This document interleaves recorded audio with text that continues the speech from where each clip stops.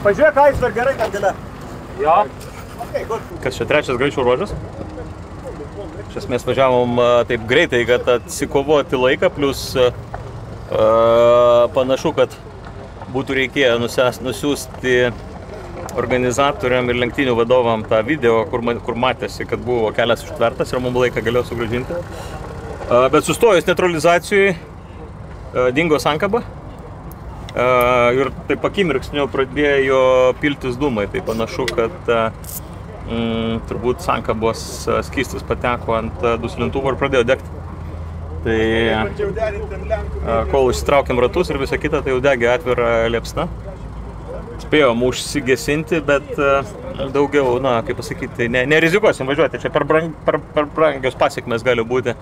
Juolab esam išnaudoję savo gesintuvus. Tai gerai, kad nenutiko didelis gaisras. Bet dabar varom automobilį į uždarą parką ir turėsim susirinkti bent jau už vakar dieną taškus, kad šios lenktynės nebūtų veltui. Tai va, būna ir taip, bet gerai, kas gerai baigėsi.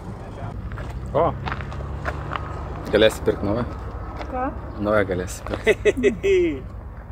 Aš tai ištirpau. Klausyk, padaroma gal nuotrauką, ką?